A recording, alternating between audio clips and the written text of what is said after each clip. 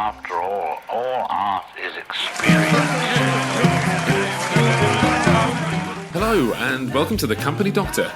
If you're someone who struggles with multitasking, stay tuned, because today, Gary is showing us how to approach multitasking like a business consultant and revealing a few industry secrets along the way. Don't forget to head on over to thecompanyDoctor.com to subscribe to this podcast and for lots more bonus content. But for now, it's on with the show.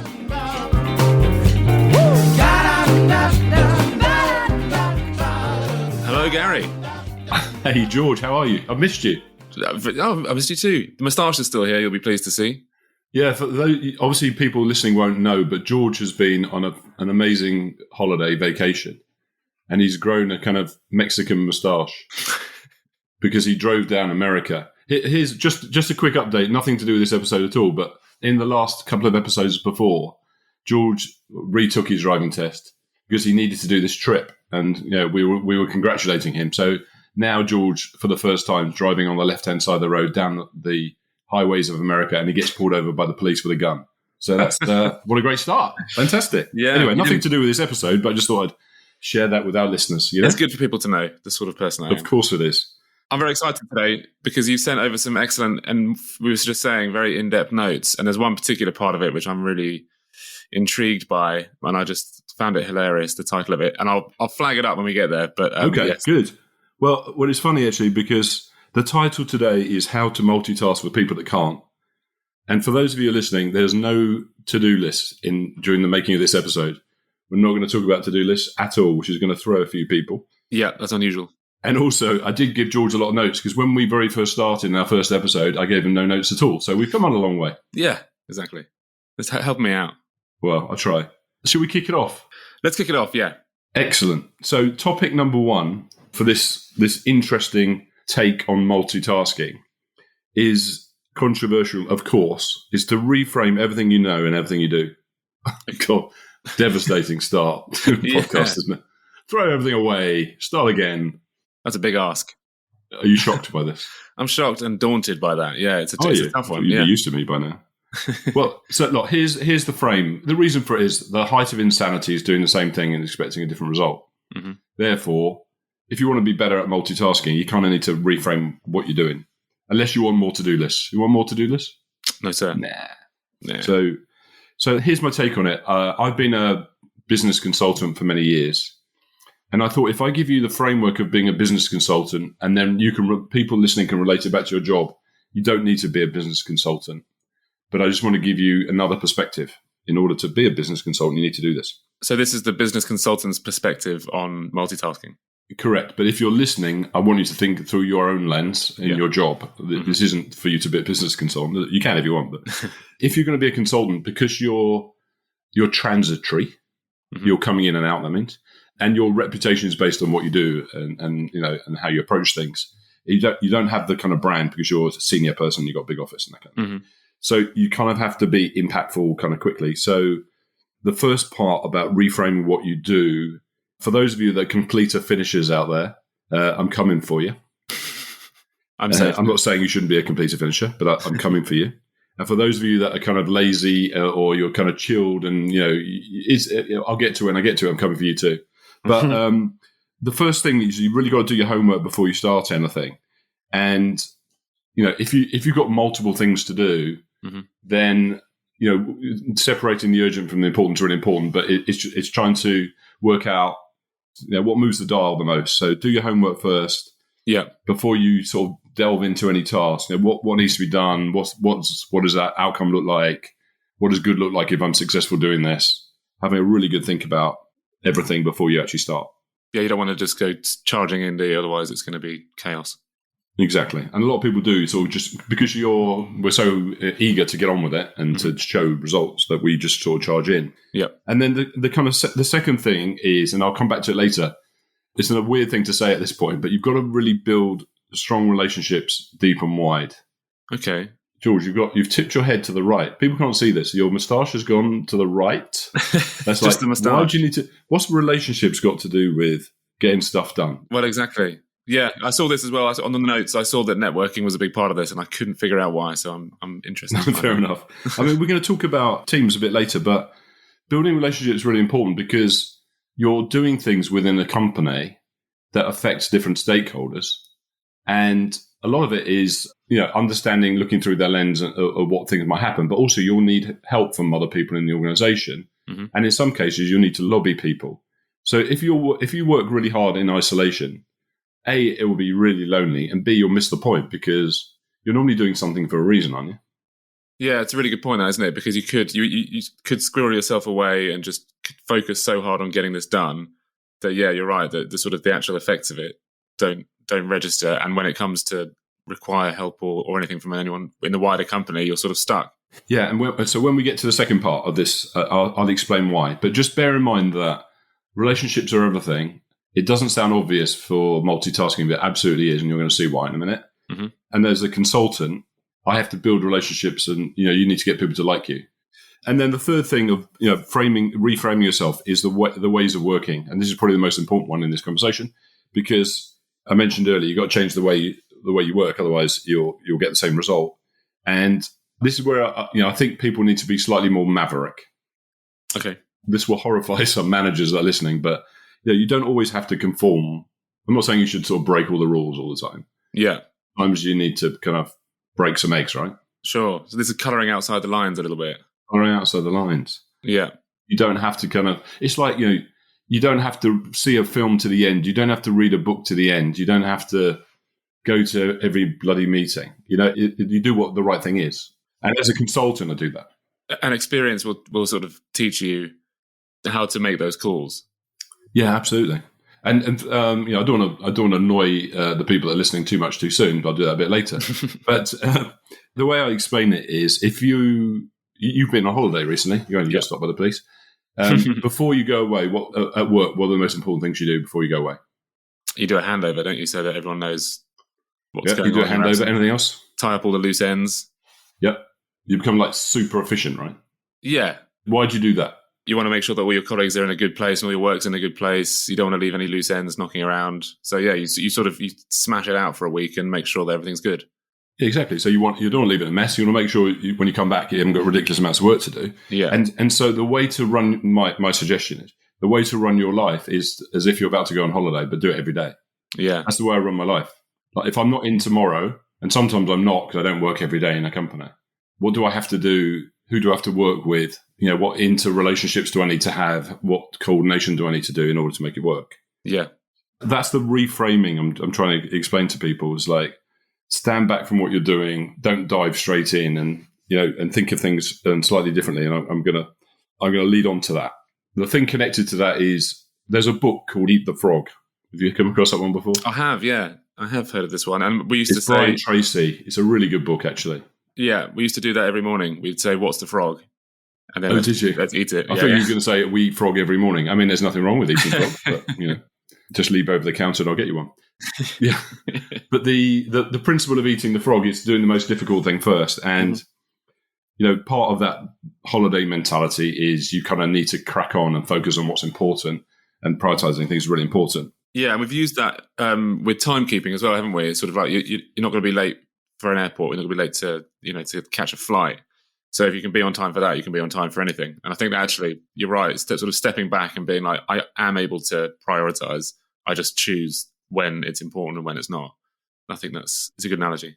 And people do that in their social lives because, you prioritize what's important, but it's harder to do at work. So here's some of the reasons. So, this is all part of the reframing discussion, and this is the controversial bit, really. All right. I work with people all around the world, and I would say it's pretty similar in every country I've been to. Literally every country I've been to. Uh-huh. And this is no disrespect to anybody, but people fill their days. It doesn't matter what job you do. Like if I gave you a 5-day week, you'll fill it. If I give you a 6-day week, you'll fill it. Yeah. Because you want to add value and you want to get the most out of the day. It's not because I'm not saying you're filling it by just hanging about. Mm-hmm. But people fill their days. And I learned this when I started as a consultant. It was natural for me to try and pretend I had a job. And so I went to all the meetings and I did all the things that I did when I was employed. Yeah. But it was killing me because I was working with 3 companies at once. I had their laptops. I went to their meetings. I went to their socials. And in the end, it was killing me. Mm-hmm. And the classic one for me is now because of the pandemic, people are like caught up in the Teams call loop. Oh, God, And whatever, no one phones anyone anymore. It's like, let's have a Teams call, and that'll be an hour. It's like, what? Why are we having a Teams call? You normally call me and say, how are you today? Now we're having a Teams call for you to say hello? Come on. Yeah, I've experienced the same thing. I used to work for a small company, and the owner of the company said, what are you doing wasting my money in that meeting? He was a bit aggressive about it, but you know what? I get it. He's right. Meetings, emails. We've spoken about this before. Basically, you feel like you've had a busy day because you're looking at emails. Yeah. I'm not saying you shouldn't. It's all about balance, right? And then the other one is mobiles. I mean, unfortunately, the good and the bad news to mobile phones and smartphones is that it's very accessible. Mm-hmm. The bad news is it's very accessible. Yeah. People keep bumping into me in the street. And because I'm old, it's really starting to annoy me because they're looking at their phones. Yeah. It's like I was going up the escalators the other day. I was in Canary Wharf. And there was a guy looking on his phone. And I said, surely you're not that important, mate. He was like walking really slowly. There was a big crowd behind him. He was stopping people going through. And I went, I'm sure it's not that important, is it? Yeah. I've stopped getting out of the way of people now. I've decided I'm just going to keep going. Keep walking into them. Yeah. That shows that's old man syndrome. I'm doing the same thing. It's not good, is it? It's looking at your mobile all the time, and I do this as well, by the way. So unfortunately it's a bit of a habit, isn't it? Yeah. It's like going to the front door and opening the door and looking out every 10 minutes. Exactly the same. You might as well just do that. Has anyone phoned me yet? Has anyone sent me a message? Is anyone at the door? It's normally Jeff Bezos in my house because we buy so much stuff from Amazon. He delivers personally, but hey, so that the meeting thing and the email mobile thing is out of step. Yes. Takes up, if we actually analyze how much time we spend on it, it will scare us. And then the other part of just a couple of other things on reframing is I always advocate networking, and it's just as important internally as it is externally. I'm not going to cover it today, but just to say, if you want to get stuff done, I'm going to show you how to use it in a minute. Network like crazy. Yeah. And then staying visible so that people, they know about you, know what you're up to. The danger for people is to go, I'm working hard, people should know that, and therefore, got my head down. It doesn't help you. And then finally on the reframing is keep reprioritizing. Do you really need to do that activity? The little phrase I use that reminds me is, will it make the boat go faster? Mm-hmm. Is that activity I'm doing going to make the boat go faster? If not, you know what? Maybe I should put it further down the truck, the list. Yeah. Not the list because we're not having lists, but yes. No, we're not having lists. Yeah. True. So what do you think about the reframing part? I think my personal favourite is this visibility thing, and I think that is something which, unless you're told, you just won't know. Do you know what I mean? It's one of those things where you just assume that you work hard and that people are going to take notice and realise what you're up to, but everyone's doing the same thing. Everyone's in their own little siloed off world. So actually you need to make the effort to make sure that you're remaining visible. I think for me that's the most important point, but they're all important points.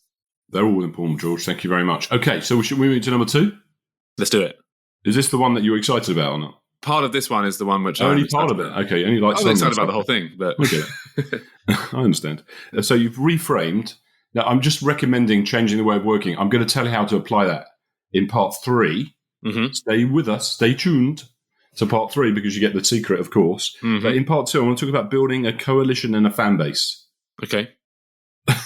You got that look again. You tilt your head to the right when I'm confused. You don't know what the hell I'm talking about. Yeah.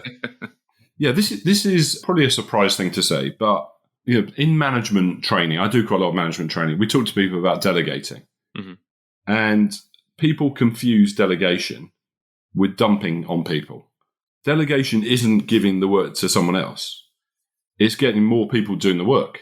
People misunderstand delegation. Yeah, it's become a bit of a cliche, hasn't it? It's like, just delegate. It's not a dump and run. I mean, it can be.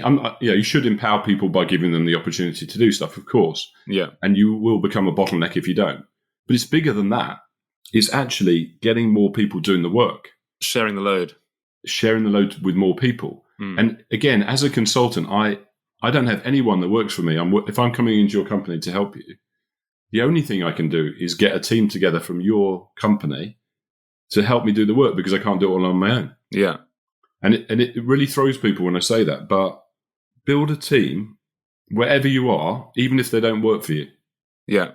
And this might surprise some people. So a good example for me is I used to run a consulting business for a global company, and I was the European head. And in each country, there were country managers. And the country managers had the professional services directors working for them, and they were going to dot it to me, whatever the word is, right? Mm-hmm. Which basically means they didn't really work for me and didn't care about me. So I'm the guy in the center. No one really cares about me, but there was about 2,000 people in my team. Right. And I've got to try and get that team to activate, do the work in line with my wishes. Mm-hmm. The easiest way to do that is I built a team. I treated them like they worked for me. Did they accept that? Well, they only accepted that because I invested in building a relationship with them. I took interest in what they did. I generally built a relationship. I spent time, socially with them, and we built the kind of a cadence around looking at the business and holding people to account. Yeah. So build a team, even if they don't work for you. So if you take a task, if it's a really small task, it's not necessary to build a team. But if there's something significant that you're working on, find some people that in your organization that you need their help from, and just get them together and just, you don't have to make a big deal of it, but say, look, this is what we're doing. I need your input. They don't have to be full time working for you, but get them involved in the task. And then the secret to this is, build a relationship with them, which is why we had it at the beginning, and then let them get the credit for the stuff you're working on. So update the company, the function on a regular basis, but don't give the credit to you, give it to them. Say what a great job the team have done. Mm-hmm. And by de facto, you will look good too. And 9 times out of 10, people are going to really appreciate being involved. Exactly. And people like to be asked for advice. Yeah. Now, I was helping another company build a services portfolio of some sort. Doesn't matter what it is particularly. I know how to do it. I knew the answers. I could have sat in my little room, churned it out, handed it out, and said, there it's done. Yeah. I didn't do that because no one likes something that they didn't come up with. No one wants things done to them. I got a group of like-minded people together that had the expertise. We brainstormed some ideas together, and I had some of my own thoughts, and they did adapt my thinking. And then we created the output together. Yeah, that was much more impactful because they felt connected to it because they came up with that. Yeah, of course, people want to be right. People want to be involved, especially if it's their own thing. And now we're multitasking because I don't have to do all the work. You with me? Yeah. So I'm trying to build an inner circle. The A team. Mm-hmm. They may not work for me, but I treat them like they do. Again, the task has to be big enough, but I'm doing it for 2 reasons. One is that it's a much better way of getting traction on something. But secondly, I'm now spinning a plate and I can move on to the next one. Yeah, that makes perfect sense. Have you experienced any sort of pushback or prickliness when you've tried to do this in the past? No, not. But it's how you do it, right? Some people haven't got time, or some people don't deliver, of course. Yeah. So, you have to choose which things are big enough that you want to build. And by the way, when I say team, it doesn't have to be 10 people. It could be 2. It could be 1. Yeah. But, or someone more junior that would benefit from learning how to do something, but they're committed to help. Mm-hmm. But the goal is to make sure that you embed what you're working on. So I help companies with change quite a bit. And the mistake people make on change is that you should design how to embed the change at the beginning, rather than find out how you get out off the project at the end. Mm-hmm. So I have the same mindset for working on tasks. It's like, how do I embed this task to make sure it sticks and works? I want to design that in at the beginning. Yeah. So that it works. So what we're doing, trying to do is find some trusted allies, get their input, test their ideas, get them involved. That's the start. And then the next thing for really building that coalition and fan base is to try and gain buy-in across multiple, I would call them stakeholders, but people in different functions that matter to what you're trying to do. Okay. Does that involve sort of lobbying people from different, is this sort of speaking to people in different parts of the business and getting their input? Yeah, it's actually, I don't want to talk about politics but it is, lobbying in politics has a similar principle to it. It doesn't seem to be working very well right now when you're looking at the news. But yeah, the principle is that just the principle that we covered about building trusted allies works across stakeholders. So if you can get people to like you, understand what you're trying to do, and get buy-in to what you're doing at whatever level, mm-hmm.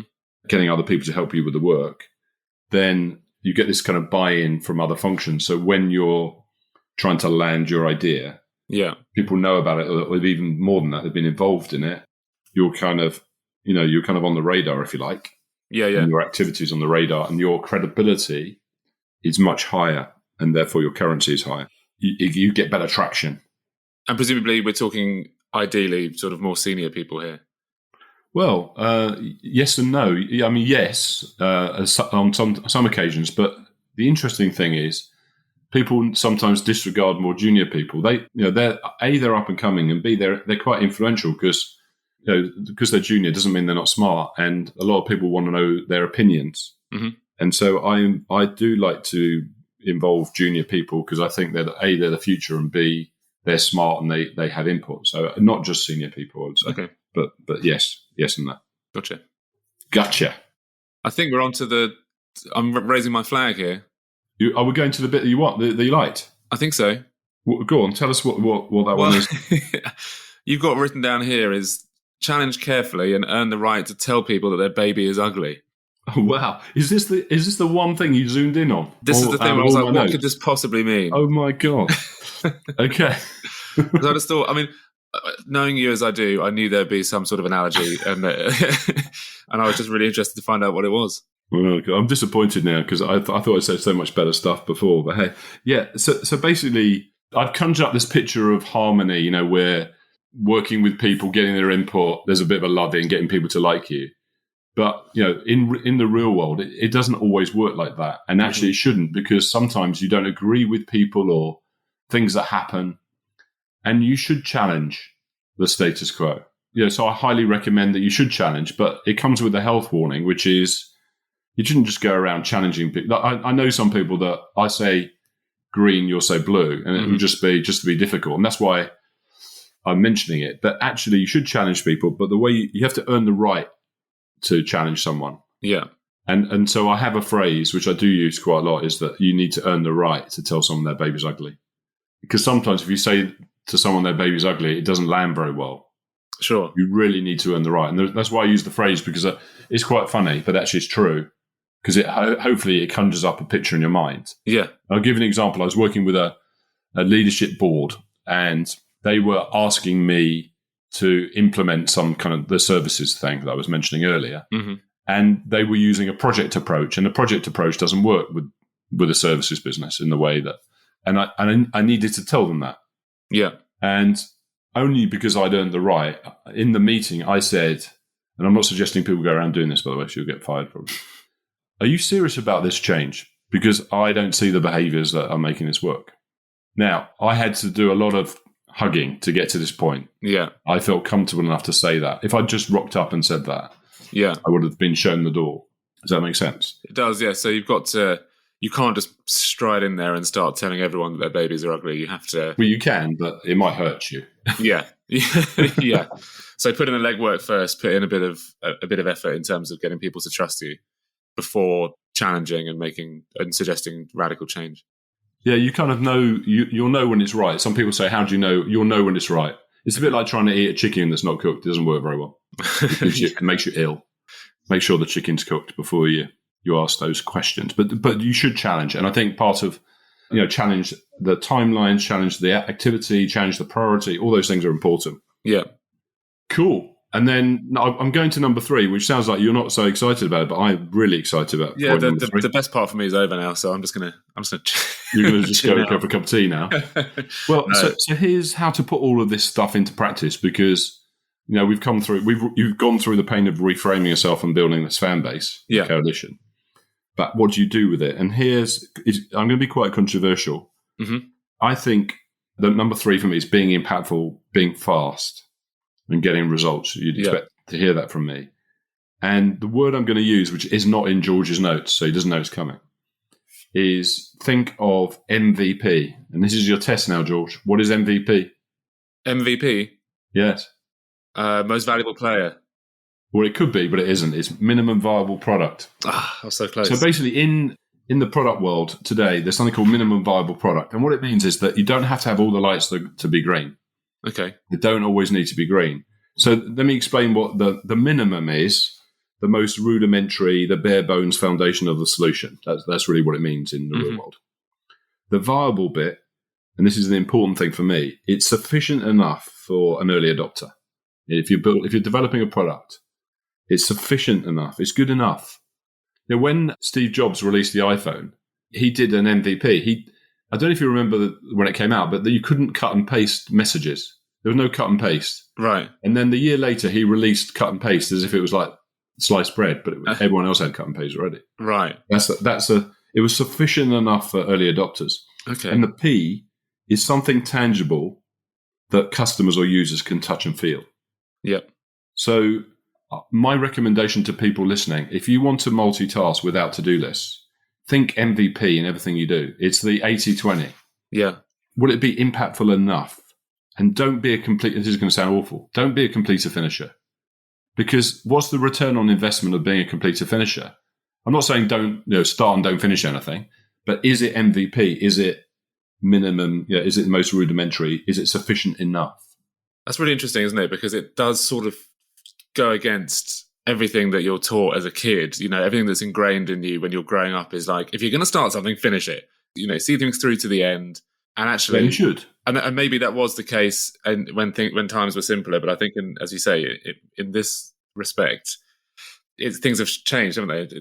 The perspective has shifted. And, it goes back to what Will Perkins was saying about, because he's in the product world, and he was talking about they just do incremental changes. And if something, if they change something slightly, and as long as it's viable, they can then release it. Doesn't mean you turn out rubbish, by the way, but it's still high quality, just not everything's done. Yeah. A good example for me is I used to work in a company where the product team had a roadmap, and they had a 2-year roadmap of product development, which all sounded great until the market moved and you said, okay, well, we need the next blah, blah, blah. And they go, well, you can see the product roadmap. Where do you want me to put it? So I'll put it at the end. Yeah. That's no good. The world moves on by then, right? Mm-hmm. And that's what's happening with people in work. Because the world is going faster, there's more communication, we're looking at our phones too much. We haven't got time, and therefore we need to find a different way. We need to reframe everything we know and do, as we said at the beginning. And MVP is a way to think about it. Don't be a completer finisher unless you really have to. And then connected to that, you need to be able to show progress. Otherwise, if you're sitting in a room thinking you've done everything, then there's a lot of PR to what you're trying to do. So my recommendation is to be visually impactful within 3 to 5 weeks in anything you do. Mm-hmm. And have you got any tips on doing that? Just because it's quite, I guess it's a difficult thing to do without going in there, blowing whistles and wearing flashing lights. It's I quite like that. Yeah, it's difficult to make yourself visible without coming across as bolshy or I don't know. It must be quite a tough thing to do within 3 to 5 weeks and make sure that you and your task are visible. Yeah, it is. And not everything, let's put it into context. If you're working on a small task, not everything needs the big flashing lights. Sure. But if you're working on something significant, and I do this as a consultant, I try to create a visual of what I'm trying to do in a 1-page or 2-page, high quality, with clear communication and clarity. And think of it as it's a campaign. If you're on a campaign to get someone to understand what you're doing, you're meeting with people, you're sharing ideas, you're visually showing them what the end game looks like. Mm-hmm. That's how I would recommend it. So I normally put, something visual together, maybe 1 or 2 slides or something just to explain something. But I go on a bit of a road trip to explain to people what I'm doing, so that it's not like you send it in the post and hope they like it, or send them an email. Yeah. I'm going to get engagement with it. And then, we said, not all lights have to be green. So, you need to be outside looking in. It's like you're looking at the outcome rather than the where you are now. So focusing on outcomes it becomes really important. And the way to do that is to look through the lens of others. So it's like, the fan base of people, how does it affect them? What do they need? And how can I add value to what they're trying to do? Mm-hmm. And then try to deliver little and often. So instead of waiting like the roadmap thing where it's 2 years later, that's what I'm saying. Every, maybe 3 to 5 weeks, you get something, I show something and get a result. And then, my MVP is moving forward. Yeah, nice. And then the last couple of things is don't be a magpie. Do you know what I mean by that? Don't focus on the easy wins and the shiny things. There's shiny things. It's like my wife, if she sees a shiny thing, she's like, oh, and we're going to run over there. And, it's don't focus on the shiny things. Focus on moving forward on things you're already working on and reprioritize. I know I said don't complete or finish, but get along enough to make a difference. Yeah. And then the final thing, which will contradict what I've said, when I said you shouldn't finish anything, the things that you do finish, you should finish on a high. Yeah. Do you know what I mean by that? Well, I suppose it's good for morale, especially if you've got your team around you. You want to make a big deal out of the fact that you finished something. Yeah. I mean, I'm forever praising people. There's a big event. There's a kind of a big, if it's a big enough task, it's a big moment. There's a ta-da thing going on, but it's all about the people that have done it, not me. Yeah.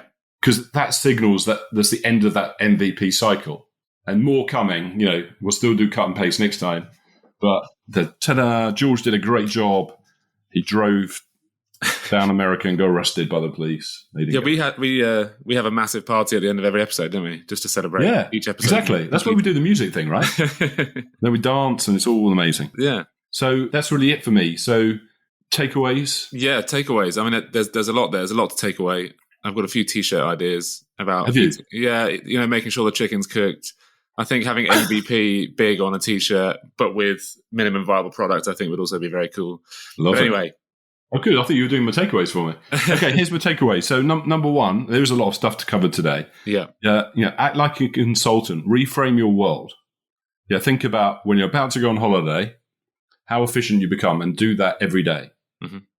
Because people will fill their days. You can work 5 or 6 days, but you can do this. I work interim sometimes. I do what people do in 5 days in 3, not because I'm super smart, just because I'm more efficient. Mm-hmm. I reframe my time. Number 2, build a coalition and a fan base. It's not an obvious thing. Forget the to-do list, or don't do a to-do list, but get more people doing the work. Delegation isn't about dumping your work to someone else. It's about getting more people doing the work. Mm-hmm. It gives them leadership. It gets more commitment. You get their experience. They're probably better than me anyway. So build that coalition. Always think about what other people are going to get involved in the task if it's big enough. Mm-hmm. And obviously praise them. And then the third thing is work MVP. Never finish anything. Be impactful fast. Nice. Dun, dun. There it is. That's it, George. We've MVP this episode. Yeah. Although actually we're over time. Yeah. Ironically over time. But that's because it was just packed full of excellent advice, as ever. So thank you very much, Gary. We're going to go off for our wrap party now. So let's go party. We'll see you next time. See you soon.